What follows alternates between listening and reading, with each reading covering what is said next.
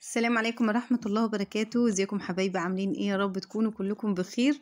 زي ما هو واضح قدامكم ولا سحر ولا شعوذة، الرغيف ماسك في غطا الحلة وزي الفل. ان شاء الله هنخبز لكم النهارده عيش مش في الفرن خالص، بمكونات سهلة وبسيطة. هو كل اللي هنحتاجه مية ودقيق وخميرة بس كده.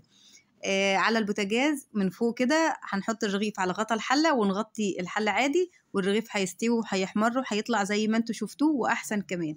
الطعم في منتهى الجمال، ممكن تاكلوه مع جبنة، ممكن تاكلوه مع شاي كأنه قرص كده، ممكن تشربوه مع لبن عادي، استخدموه زي ما تحبوا. هو عيش كده حلو ولذيذ، مش مكلف خالص. ممكن تقللوا حاجات او تزودوا حاجات، يعني انا عجنت بالمية، ممكن انتوا تعجنوا باللبن.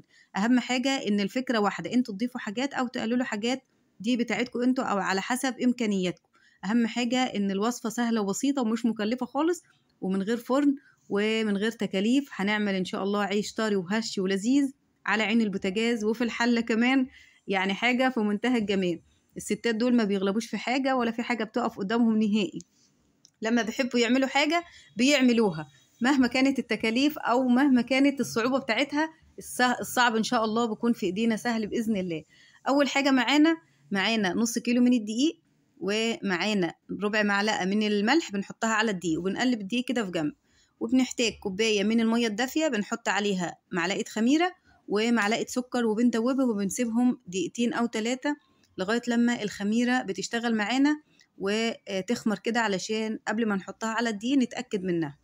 طبعا لو انتم متأكدين من الخميرة بتاعتكم اشتغلوا على طول، مش لازم تخمروها قبل الوصفة.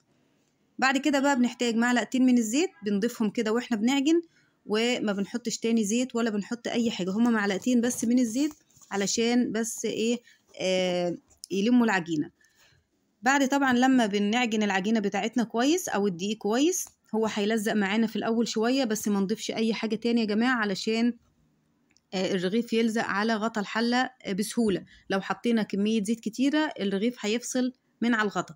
فاحنا طبعا الغطا بيتقلب لتحت، فاحنا ايه علشان ما يقعش في الحلة، بس هو بيمسك زي الحديدة، ما تقلقوش خالص. انا بقول لكم بس يعني ايه، ما تزودوش في حاجات انا ما قلتهاش. هنعجن طبعا العجينة بتاعتنا، وكل فترة والتانية كده ممكن نبل ايدينا بس مية علشان نفصلها من العجينة. هنركن بقى العجينة بتاعتنا بعد ما نعجنها كويس، هنركنها كده في جنب في مكان دافي من نص ساعة لساعة لغاية لما تخمر. أول ما تبدأ تخمر بنبدأ بنشكلها على قرصين أو رغيفين. انتوا ممكن تعملوها على 4 ترغفة، بس بيكون الحجم صغير. أنا الغطا الحلة بتاعي وسط، وممكن تعملوها على رغيف واحد لو الغطا كبير، برضو ده على حسب المتاح عندكم واللي انتوا شايفينه. وانتوا بقى ايه بتقطعوا او بتقسموا. طبعا العيش ده هش وطري وجميل جدا، انا يعني فرحانه بيه، والولاد عجبهم جدا. امبارح في جزء عندنا اكلوا بالجبنه، غمسوه كده بقوا يدهنوا الوش بتاعه جبن وباكلوه، وفي جزء تاني شربوا مع اللبن كانه قرص، يعني قرص طريه. طبعا هو عيش تركي حلو جدا جدا جدا. طبعا الفكرة يا جماعة ممكن زي ما قلت لكم تحطوا لبن، تحطوا زبادي، اعجنوا بالمتاح عندكم. هنقسم الرغيف بتاعنا لجزئين، يعني رغيفين، وهنبدأ بقى نرش رشة خفيفة خالص خالص من الدقيق على الرخامة، ونبدأ نفرد الرغيف بحجم وسط. هيلزق معانا في الرخامة شوية برضو، ما نقلقش، هيفصل وهيطلع وهنحطه على الغطا بسهولة. في الوقت اللي احنا بنفرد فيه العيش بنكون حاطين الغطا على البوتاجاز، لازم يسخن علشان اول ما نحط الرغيف عليه الرغيف هيلزق في ثانية من سخونية الغطا. اهم حاجة الخطوات اللي جاية، الرغيف على البوتاجاز بيسخن والرغيف بنفرد فيه. تمام، هنفرد الرغيف كويس زي ما انتوا شايفين كده وواضح قدامكم، وبعدين هنجيب رشة خفيفة من الملح، قصدي رشة خفيفة من المية، انا اسفة في الكلمة. وهنرش الوش بتاع الرغيف من فوق، لان الوش ده هو اللي هيتحط على الغطا وهيلزق فيه من تحت، يعني العيش هنعكس القلبة بتاعته. هنرش الوش بالمية فيقوم يمسك بسرعة في سخونية الحلة، هيروح لازق الرغيف على الحلة على طول او على الغطا على طول. تمام، انا بوريكم كده بالراحة علشان ما تفتكروش ان ده الزيت، اوعى حد يرش في الوقت دوت زيت علشان ما يفصلش من الغطا. وهنحتاج معانا صفار من البيض وشوية سمسم أو شوية حبة البركة زي ما موجود، لو مفيش ما تحطوش. أنا ما لقيتش سمسم، حطيت حبة البركة. هبدأ بقى إيه، أجيب الغطا بتاعي بقماشة كده أو بفوطة مطبخ علشان هو سخن جدا، خلي بالكم. وهنبدأ بقى ايه نحط الرغيف ناحية المية هي اللي هتكون لتحت، فأول ما هنحطه على الغطا هيلزق معانا بسهولة. هنبدأ بقى نعدل في الرغيف أو نظبط فيه زي ما ايه احنا عايزين، هيبدأ يتفرد عادي ما تقلقوش. كمان سخونية الغطا هتخلي الرغيف يخمر تحت ايدينا بسرعة، هيخمر تاني بسرعة لأن الغطا سخن يعني، فهيشغل الرغيف تاني أو هيشغل الخميرة تاني. ونبدأ بقى كده ايه نخلي الرغيف شبه القرص ونظبطه من جميع الاتجاهات، ونرش بقى ايه ندهن الوش صفار من البيض، ما نحطش عليه ملح ولا أي حاجة. انا مسكت هنا ايد الهون ليه؟ علشان افرغ الهواء اللي في قلب الرغيف مش اكتر. ممكن ما تستغنوا عن الخطوه دي خالص، ما تعملوهاش. هنجيب بقى صفار البيض ونقلبه كويس وندهن وش الرغيف بصفار البيض، ونرش بقى سمسم حبه البركه، مفيش ما ترشوش عادي، مفيش اي مشكله خالص. ونبدا بقى نحط الحله بتاعتنا في الوقت دوت على النار. لازم الحله تكون برضو سخنه عشان اول ما نحط الغطا عليها نقفله يعني يبدأ سخونية الحلة تسوي الرغيف من جوه ومن بره وتحمره وتخليه شبه قرص عباد الشمس كده، طالع مزهزه ومنور، والبيت كله يتصدم ويفتكر ان يعني بصوا تطلعوا كده بحاجة مميزة وجميلة، ومحدش هيصدق ان ده معمول على عين البوتاجاز من فوق او على غطا الحلة من فوق، بدون فرن وبدون اي تكاليف. يا جماعة صدقوني والله العظيم ما تشغلوش نفسكم بحاجة، احنا ستات شاطرين في بيوتنا، لما بنحب نعمل حاجة بنعملها. انا بوريكم شكل الرغيف، بقول لكم ان هو انا ظبطته وخليته مظبوط وخليته مدور وحلو.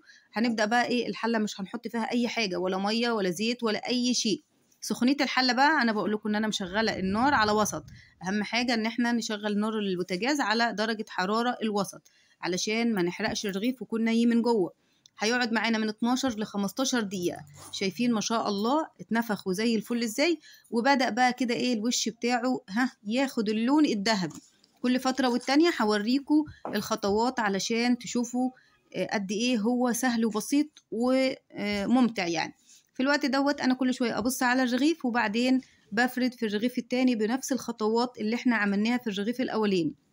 بنفرد نرش الوش مية، نسخن الغطا الحلة ونحط الرغيف.